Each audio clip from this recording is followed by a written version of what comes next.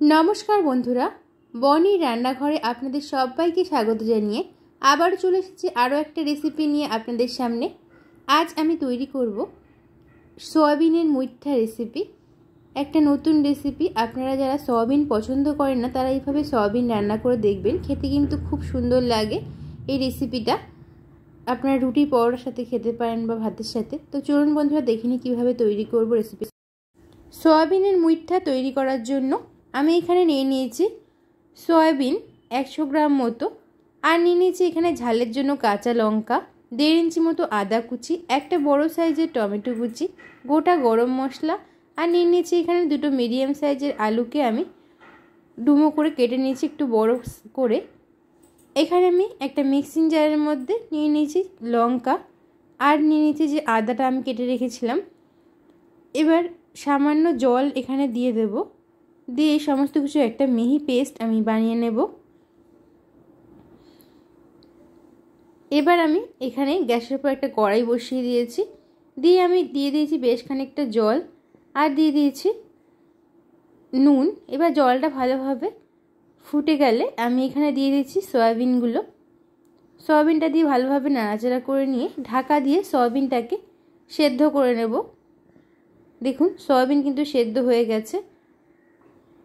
এবারে আমি এই গরম সয়াবিনটা যাতে ঠান্ডা হয় এর জন্য ঠান্ডা জল আমি এখানে দিয়ে দিয়েছি, দিয়ে ভালোভাবে নাড়িয়ে নিয়ে সয়াবিনটাকে আমি চিপড়ে নেব যাতে ভেতরে সয়াবিনের কোনো জল না থাকে, সেদিকে লক্ষ্য রেখে ভালো করে সমস্ত সয়াবিনটাকে আমরা জল বার করে নেব। দেখুন সমস্ত সয়াবিনের কিন্তু জল বার করে নেওয়া হয়ে গেছে। এবার একটা মিক্সিং জার নিয়ে নিয়েছি, এবার এর ভেতরে সয়াবিনগুলোকে আমি দিয়ে পেস্ট করে নেব। আমি অর্ধেকটা সয়াবিন এখানে দিয়ে দিয়েছি, দিয়ে এবার ঢাকা দিয়ে পেস্ট করে নেব। কিন্তু একদম মিহি পেস্ট কিন্তু করব না, একটু শক্ত শক্ত রাখবো, তাহলে কিন্তু সয়াবিনের মুইঠাগুলো খেতে ভালো লাগবে। দেখুন একদম কিন্তু মিহি করে আমি পেস্ট করে নিইনি। দেখতে পাচ্ছেন আমার সমস্ত কিন্তু সয়াবিন পেস্ট করে নেওয়া হয়ে গেছে। এবার আমি এর ভেতরে দিয়ে দিচ্ছি স্বাদ মতো নুন, আর দিয়ে দিয়েছি হাফ চামচ জিরের গুঁড়ো, হাফ চামচ ধনের গুঁড়ো, আর দিয়ে দিয়েছি হাফ চা চামচ হলুদ গুঁড়ো, আর আমি এখানে দিয়ে দিয়েছি আদা আর কাঁচা লঙ্কার যে পেস্ট করলাম ওখান থেকে আমি 2 চামচ আদা কাঁচা লঙ্কার পেস্ট আর হাফ চামচ দিয়ে দিলাম গরম মশলার গুঁড়ো। এবার এই সয়াবিনের সাথে ভালো করে সমস্ত উপকরণ মেখে নিয়েছি। এরপর আমি এখানে দিয়ে দিয়েছি বাইন্ডিংয়ের জন্য 2 চামচ দিয়ে দিয়েছি বেসন। এখানে আপনারা কর্নফ্লাওয়ারও দিতে পারেন, আবার এখানে ময়দাও ব্যবহার করতে পারেন। আমি এখানে বেসন দিলাম, বেসন দিলে কিন্তু খেতে খুব সুন্দর লাগে। এইখানে এবার আমি এর থেকে মুইঠার মতো গড়ে নেব সয়াবিনের পুরটা থেকে। এখানে আমি এরকম শেপ দিয়ে নিলাম, আপনারা চাইলে কিন্তু এখানে গোল বা লম্বা যেরকম খুশি শেপ কিন্তু আপনারা দিতে পারেন বা চ্যাপটা করেও নিতে পারেন। দেখুন এভাবে আমি সমস্ত সয়াবিনের মুইঠাগুলোকে আমি তৈরি করে নিয়েছি। এবার আমরা ভেজে নেব মুইঠাগুলোকে। এর জন্য গ্যাসের উপর একটা কড়াই বসিয়ে দিয়ে দিয়েছি বেশ খানিকটা সর্ষের তেল। তেলটা ভালোভাবে গরম হয়ে গেলে আমি এখানে দিয়ে দিয়েছি মুইঠাগুলো। আমি অল্প করে দিয়ে দিয়েছি, বেশি মুইঠা একবারে ভাজছি না, দিয়ে 1 মিনিট রেখে দিয়েছি মিডিয়াম আঁচে। তারপরে কিন্তু উল্টে নিচ্ছি, নাহলে কিন্তু মুইঠাগুলো ভেঙে যেতে পারে। আমার মুইঠাগুলো দেখুন হালকা লালচে করে ভেজে নেওয়া হয়ে গেছে। এবার আমি তুলে নিচ্ছি। এবার ওই তেলের মধ্যে বাকি মুইঠাগুলোকে কিন্তু আমি ভেজে নিয়েছি। এবার রান্নাটা করে নেব। এর জন্য কড়াইতে আমি আরও কিছুটা সর্ষের তেল দিয়ে দিলাম, দিয়ে আমি যে আলুটা কেটে রেখেছিলাম আলুটাকে আমি দিয়ে দিয়েছি তেলের ভেতরে। সামান্য একটু হলুদ দিয়ে দিলাম, হলুদ দিলে কিন্তু আলুর কালারটা খুব সুন্দর আসে আর দেখতেও খুব সুন্দর লাগে। দেখুন লালচে করে ভেজে নেওয়া হয়ে গেছে আলুগুলোকে। এবার আলুগুলোকে আমরা তুলে নিলাম। ওই তেলের ভেতরেই আমি ফোড়ন হিসেবে দিয়ে দিলাম একটা ফাটিয়ে নেওয়া তেজপাতা, আর ফাটিয়ে নেওয়া একটা শুকনো লঙ্কা, ছোট এলাচ, একটা লবঙ্গ, আর দারচিনি সামান্য, আর দিয়ে দিয়েছি এখানে হাফ চামচ মতো গোটা জিরে।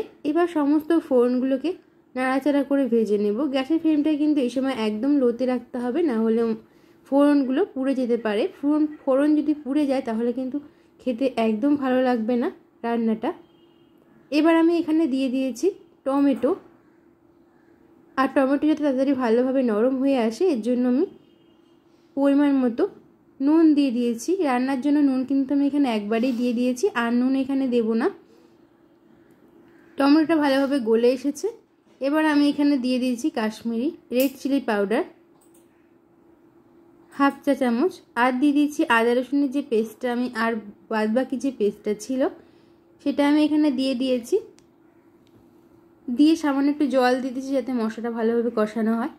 এবার এখানে দিয়ে দিয়েছি এক চা চামচ ধনের গুঁড়ো, 1 চা চামচ জিরের গুঁড়ো, আর দিয়ে দিয়েছি 1 চা চামচ হলুদ গুঁড়ো। এবার সমস্ত মশলার সাথে ভালোভাবে মিশিয়ে নেব, নিয়ে মশলাটাকে কষিয়ে নেব যতক্ষণ না মশলার কাঁচা গন্ধ যায় আর মশলা থেকে তেল ছাড়তে শুরু করে, ততক্ষণ আমরা ভালোভাবে মশলাটাকে কষিয়ে নেব। দেখুন মশলা থেকে কিন্তু তেল ছাড়তে শুরু করে দিয়েছে।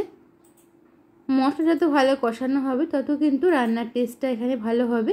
এর জন্য মশলাটা কিন্তু ভালোভাবে কষিয়ে নিতে হবে। দেখুন মশলাটা কিন্তু ভালোভাবে কষানো হয়ে গেছে। এবারে আমি এখানে দিয়ে দিয়েছি ভেজে রাখা আলু। আলুটা দিয়ে মিনিটখানেক নাড়াচাড়া করার পর আমি এখানে দিয়ে দিয়েছি গরম জল। রান্নাতে আমি এখানে গরম জল ব্যবহার করেছি। গরম জল ব্যবহার করলে কিন্তু রান্নার টেস্টটা খুব সুন্দর হয়। এখানে আপনারা গরম জল দিয়ে রান্না করতে পারেন, আবার ঠান্ডা জল দিয়েও আপনারা রান্না করতে পারেন, কিন্তু গরম জল দিয়ে রান্না করলে খুব ভালো হয়। এবার দেখুন পরিমাণ মতো জল দিয়ে দিয়েছি। এবার আমি ঢাকা দিয়ে আলুগুলোকে সেদ্ধ হতে দেব। আমি প্রায় 4-5 মিনিট ধরে এভাবে ঝোলটাকে ফুটিয়ে নিয়েছি। এর ফলে কিন্তু আলুগুলো এখানে ভালোভাবে সেদ্ধ হয়ে গেছে আমাদের। এখানে আমি কিছুটা চিনি দিয়ে দিয়েছি। নিরামিষ রান্নাতে একটু মিষ্টি দিলে ভালো লাগে, এর জন্য আমি একটু মিষ্টি দিয়ে দিয়েছি। দেওয়ার পর ভালোভাবে নাড়াচাড়া করে আমি এখানে দিয়ে দিয়েছি সয়াবিনের মুইঠাগুলোকে। দিয়ে দেওয়ার পর আমি আরও প্রায় 4 মিনিট এভাবে ফুটিয়ে নিয়েছি। তারপর কিন্তু আমার রান্নাটা এখানে একদম তৈরি হয়ে গেছে। আমি এখানে 1/2 চা চামচ দিয়েছি গরম মশলা আর 1 চা চামচ ঘি। গরম মশলা দিলে কিন্তু নিরামিষ রান্নাটা খেতে খুব সুন্দর লাগে। দেখুন আমাদের রান্নাটা কিন্তু একদম তৈরি হয়ে গেছে। দেখতেই পাচ্ছেন কতটা সুন্দর দেখতে হয়েছে। আপনারা এটা রুটি, পরোটা বা ভাতের সাথে খেতে পারেন, নিরামিষের দিন রান্না করতে পারেন।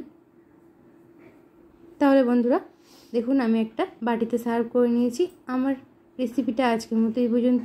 আমার রেসিপি যদি ভালো লাগে তাহলে আমার চ্যানেলটিকে সাবস্ক্রাইব করে পাশে থাকবেন, লাইক, কমেন্ট, শেয়ার করবেন। আবার দেখা হবে অন্য কোনো নতুন ভিডিওতে। ধন্যবাদ।